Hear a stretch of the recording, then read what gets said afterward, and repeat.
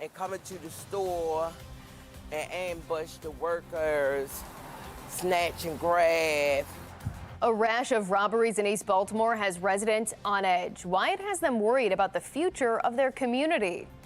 The number of homicides is down citywide, except for the Western District. The frustration from residents and why they say the mayor's crime plan isn't working like he says it is. Calls for an audit of the Safe Streets program are growing louder, but city leaders still won't commit to making it happen. We look into who else could review how your tax dollars are being spent. Live from WBFF in Baltimore, this is Fox 45 News at 10. Good evening, I'm Jeff Abel. And I'm Mackenzie Frost. Frustration growing throughout the city as Black Friday starts with the string of retail thefts. The mayor touting his success because the number of non-fatal shootings and homicides are down. But Fox 45 News is taking the pulse of the people who say they are not feeling safe or satisfied. It's sad. I mean, we see it all across the city. We see stores folding all the time. You see a lot of your corner stores closing. We're not on the street every day. I'm here every day in the neighborhood. You know, we see and hear what's going on, and we try to share it with the elected officials. All we're asking the elected officials, listen to us. We begin with those commercial burglaries in East Baltimore. They have residents worried about what it means for business in that area. Vincent Hill joins us live with more on what happened there. Vince? Yeah, Jeff and Mackenzie, at least 3 businesses hit this morning, costing hundreds of dollars and causing a lot of frustration. As Black Friday shoppers were preparing for the best deals in East Baltimore, thieves were making deals of their own, starting around 5 this morning. Burglary call 2401 Palais Road. This wireless world. 2912 Crawford Road. This fast food restaurant. We just got hit twice. Let's make sure we don't get hit again. And this Family Dollar. Looking for 3 suspects. First subject is a male wearing a gray hoodie with white Under Armour writing on same. All burglarized. The manager of the Family Dollar not wanting to go on camera, telling Fox 45 they were hit just yesterday and at least 10 times this month. It's a free-for-all in Baltimore City. Community activist Kenji Scott lives in the area. We can't walk outside and expect our cars to be there. Now we cannot walk outside and walk up to the corner store with the anticipation of the stores being open. Last week, the Walgreens on MLK Boulevard closed, assumingly due to a high number of thefts. And coming to the store and ambush the workers, snatch and grab. Scott says the retail burglaries and thefts are causing frustration and leaving a hole across the city. We're tired of walking up the street and our stores are being closed. We're tired of living in food deserts. We're tired. At what end? To what end? And right now, Baltimore police say they have no suspects, and we're learning more businesses could have been hit this morning. Live in Baltimore, Vincent Hill, Fox 45 News. Thanks, Vince. Baltimore City and County have also seen their fair share of retail crimes issues. Fox 45 News has spoken to experts about the problem who say Maryland is now one of the top 5 states in the country with the highest retail theft rates. Back in July, owners of Eddie's grocery store in Mount Vernon were forced to close their doors after they say they were the victims of violent thefts and had knives pulled on them several times. Lidl Supermarket in Brooklyn Park closed that same month, citing theft as a major factor for that decision. And over the summer, near Camden Yards, multiple bars and restaurants outside the park became prime targets for thieves. Several businesses told Fox 45 they had registers, money, and alcohol taken from their stores. And the problem is not just happening in Baltimore City. Last month, Fox 45 spoke with several store owners in Owings Mills, Towson, and White Marsh, who all said juvenile crime and safety issues were the top concerns facing their businesses. The problem becoming so pervasive across the country, Democrats and Republicans have joined together in new legislation to fight back, with widespread agreement that penalties for these crimes are too weak. Right now, the tools at a federal level, even in some states in a local level, shoplifting is a misdemeanor. It's a one-off, so they're usually cited and then let go. While crimes like robberies, larcenies, and car thefts are up this year, the number of homicides and non-fatal shootings is down. Mayor Brandon Scott crediting his crime plan for the decline. However, the numbers in the city's Western District are telling a far different story, and many residents there are saying not so fast. We have 8 open-air drug markets. We have 8 liquor stores. As president of the largest community in the city's Western District, Doc Cheatham knows the problems in his Matthew Henson community and has lobbied City Hall to make them priorities. We were telling them 2 years before they knew what was going on that these guys are sticking us up. They're robbing us. They're planting drugs on us. And the city wouldn't believe it. 2 years later, oh, y'all right. The Western District is the only district in the city where the number of homicides this year has increased. So far, 37 people have lost their lives in this district this year, compared to 32 homicides this time last year. We have made significant progress. Cheatham watched on Saturday as the mayor credited his crime-fighting programs for reducing the city's homicide rate. We are on the track for the first time in 9 years to be under 300 murders in Baltimore City. But it's a far different story on the west side. Unfortunately, that 15% that the mayor's now talking about, yeah, we got 15%, but not a decrease. We've had a 15% increase. This is the same district where the city launched its group violence reduction strategy last year, which provides services and money to those who show potential for violence. Earlier this year, the program's director cited progress. We are actually making a significant impact in what the fatal and non-fatal numbers look like in the Western District. We have not seen GVRS people here. We haven't seen them here. So we're saying, what are you doing with this money? Cheatham says Safe Streets, which also has an office nearby, has never been to his neighborhood. Safe Streets has never been here. They've never been here in 7 years. Cheatham is now calling for an audit of City Hall's crime-fighting plan, one which he says has left his Matthew Henson community in a crime fight of its own. We think, if anything, maybe Safe Streets owe Matthew Henson some money because we've done the crime plan, not Safe Streets. And maybe they can give us some funding and we can build some other things. Doc Cheatham is one of many people calling for an audit of the Safe Streets program, nearly 1 month after the FBI executed a search warrant at least one Safe Streets location and employee homes. Former Mayor Sheila Dixon, who first brought the program to Baltimore, is another one of those voices. I think an audit does need to be done. Transparency is key.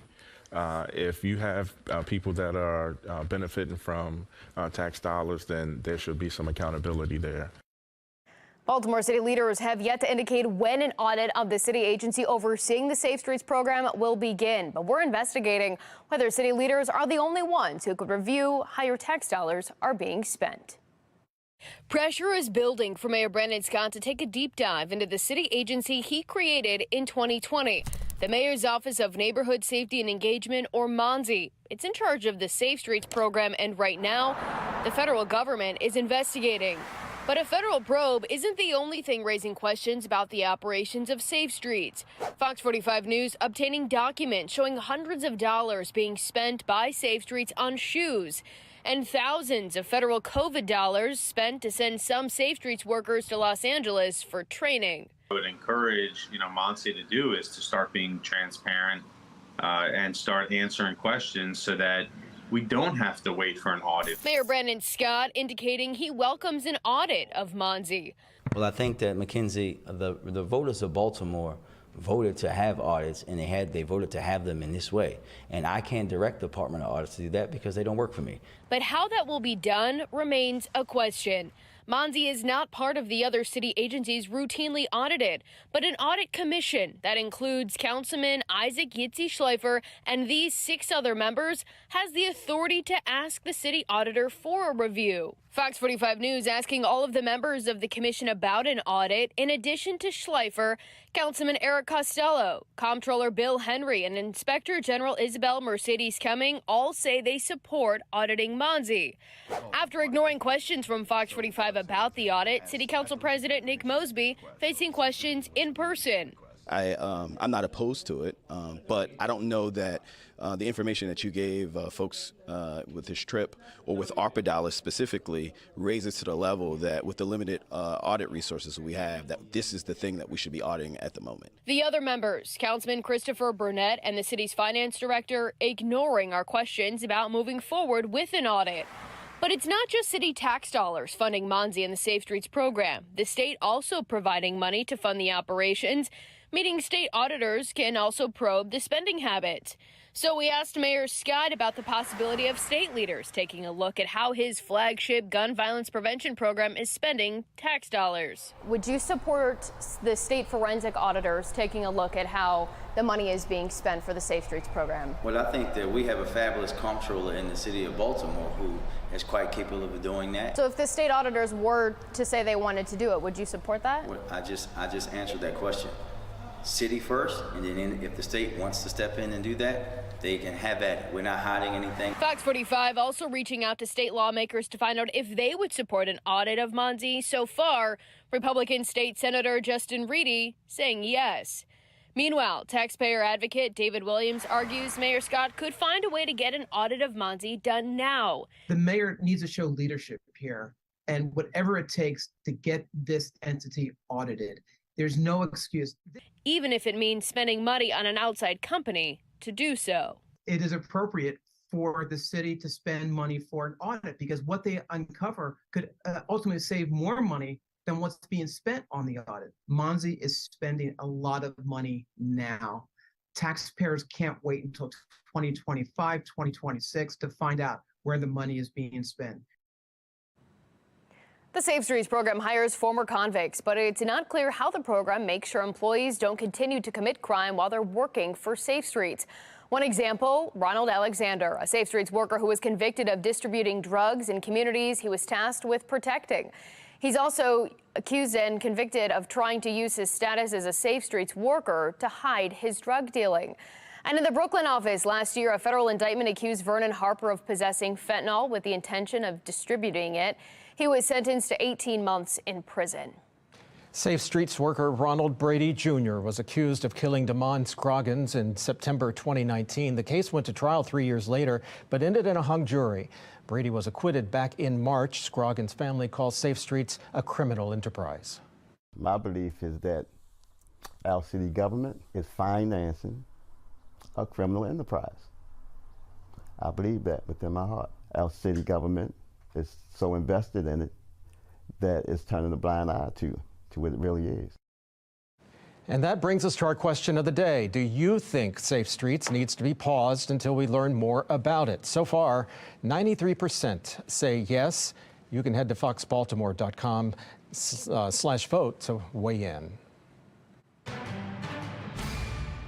Derek Chauvin, the former Minneapolis police officer convicted of murdering George Floyd, was stabbed in federal prison Friday.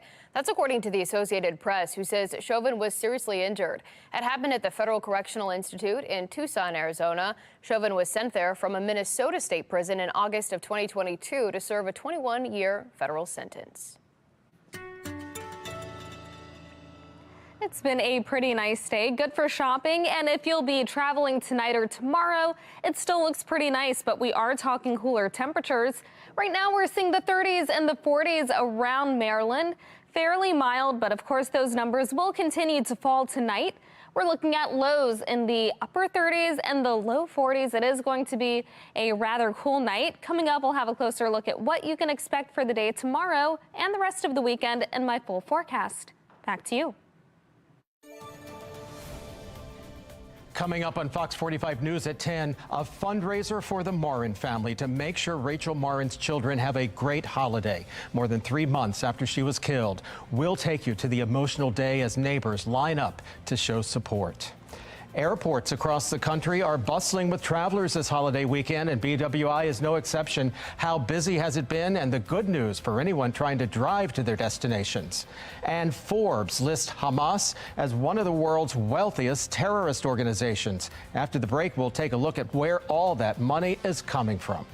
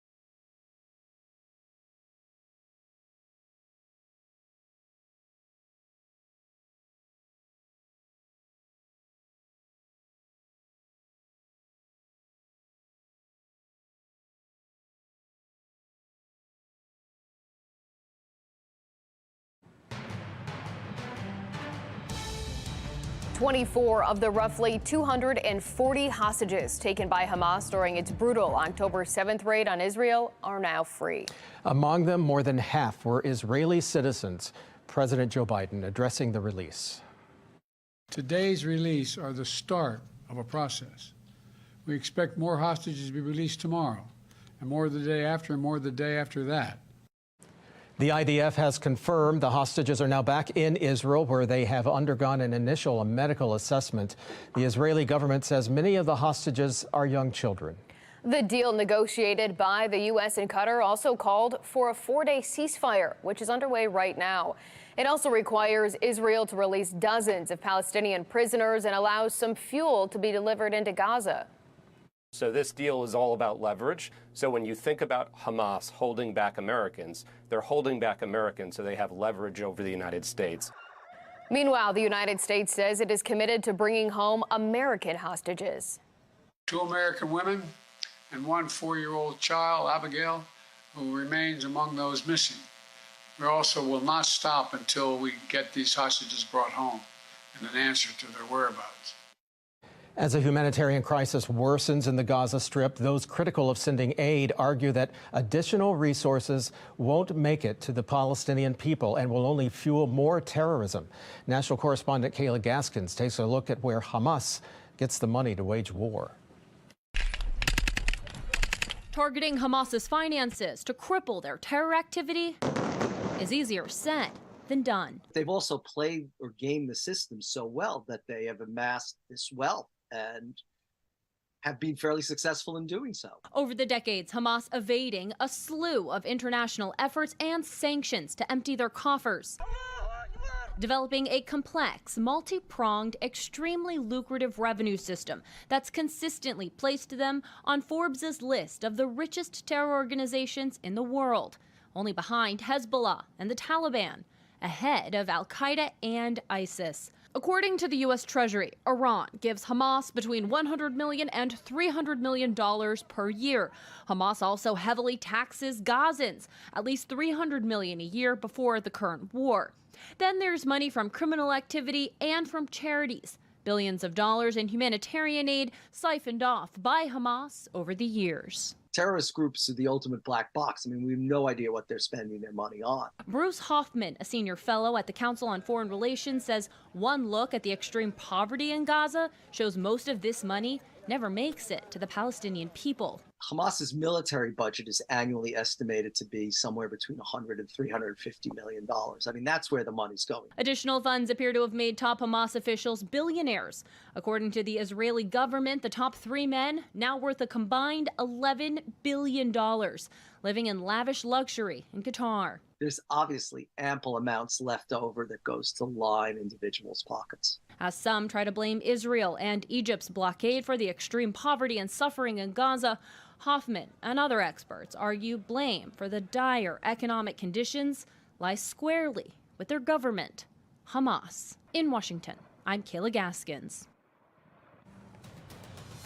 We're learning more about the car explosion on the Rainbow Bridge border crossing in Canada, who was behind the wheel, and the change in the investigation. The city is auctioning off vacant houses, how you can bid, and the warning from another real estate investor working to rehab vacant buildings.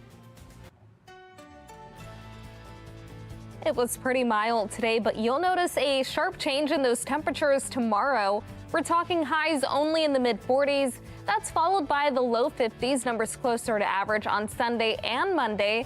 But we do have the next chance for rain this weekend. I'll let you know when to expect the rain coming up in my Weather Authority forecast.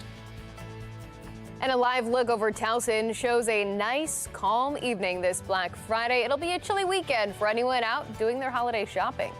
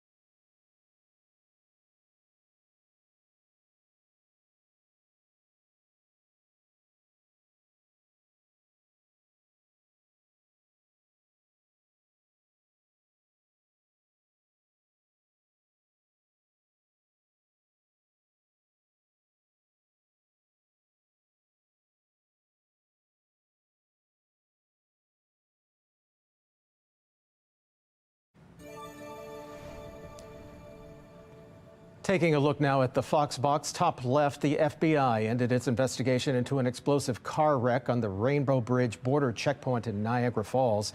The driver and passenger died. They have been identified as 53-year-old Kurt and Monica Villani from New York. Niagara Falls Police has taken over the investigation.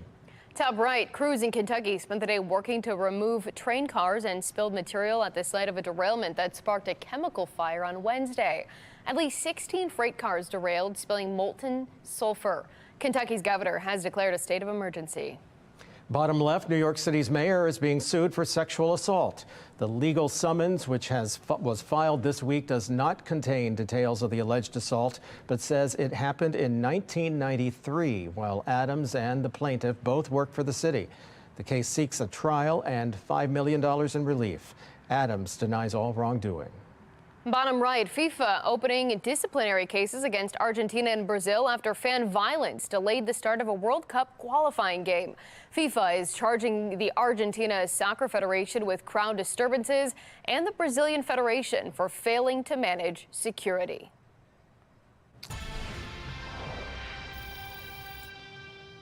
Almost 40 vacant properties in Baltimore City are now available to bid on in several online auctions. The Housing Authority will hold 3 auction events starting today through December 4th. The properties are in several communities, including Johns Hopkins, Gwynns Falls Park, and other neighborhoods in East and West Baltimore. Now, there are some 14,000 vacant properties in Baltimore. 92% of them are privately owned. And last month, FOX45 News spoke with one real estate investor who has been trying to turn vacant properties into livable housing. He says he's considering leaving the city because he's afraid his investment properties will be impacted by crime or potentially set on fire. He had advice for anyone looking to buy a vacant home. Invest a lot of money in security first in order to start your work inside the houses. Trust me, they're gonna break in. Every time we go in, we're trying to make the house look beautiful, and we're trying to do the rehabs. You know, again, somebody would come in, vandalize it, break it in. Now, if you are interested in bidding on a vacant property, you can find more information on our website. Just go to foxbaltimore.com. This will be our first holiday season without the one person who made the holidays very cheerful. A Harford County community rallying around their own. How they're making sure Rachel Marin's children have a good holiday, and where the investigation into her murder stands right now. The White House pointing out that drop in gas prices this holiday season, but who's really responsible? I'm Scott Thuman in Washington. We'll take a look coming up.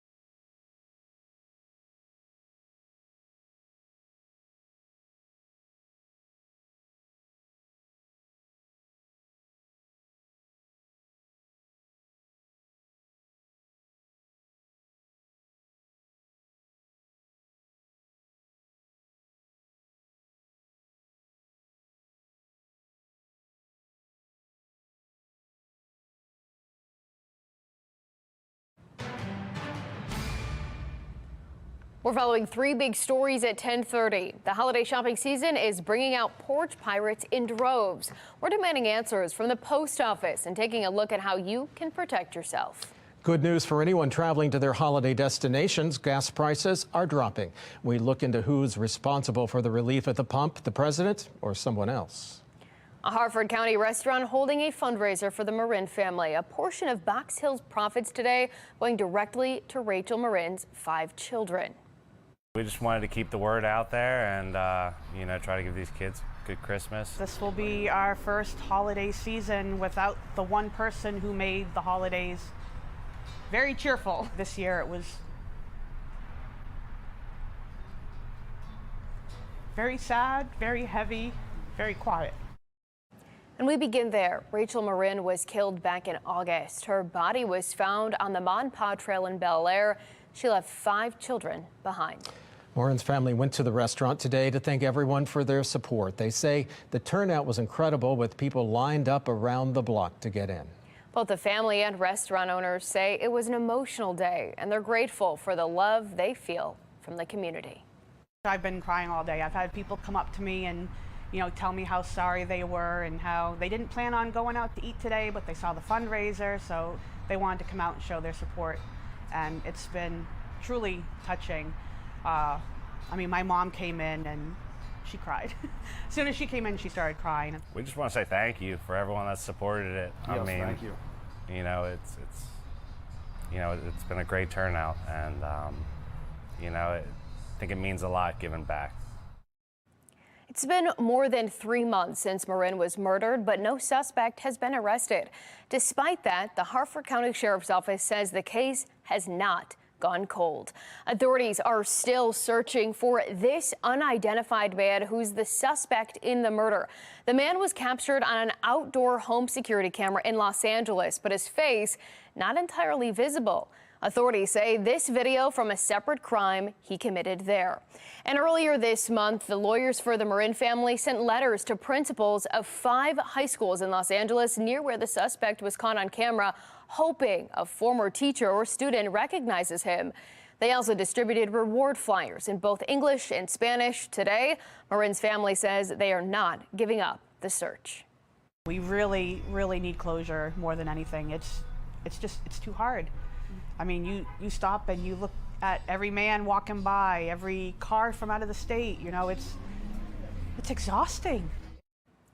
The family says they plan to host another fundraiser in the new year. They say they plan to hold an art auction and use any money they get from it to raise the reward for information leading to an arrest. Anyone with information related to the Marin murder case is urged to contact the Harford County Sheriff's Office at the number on your screen, 410-836-7788, or send an email to rmtips@harfordsheriff.org. And if you'd like to donate to the Rachel Marin Reward Fund, you can find a link to do so on our website. Just head to foxbaltimore.com. Turning now to a city in crisis. A man is injured after a shooting in East Baltimore. Police say the victim walked into an area hospital. Investigators determined he was shot along Darley Avenue. His condition is still unknown. Anyone with information is asked to contact police or Metro Crime Stoppers at 1-866-7-LOCK-UP. Homicide detectives are investigating after a body was found in the Inner Harbor near Mr. Trash Wheel along Alisana Avenue. Police say it is a male, and they didn't see any signs of trauma, but didn't provide any further details.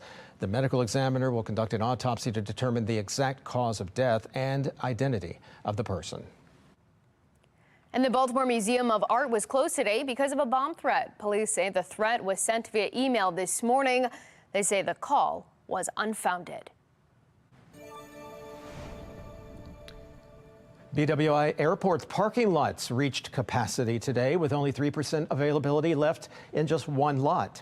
It's a testament to just how many people are traveling this holiday season. AAA predicts nearly 55.5 million people will be traveling Wednesday through Sunday.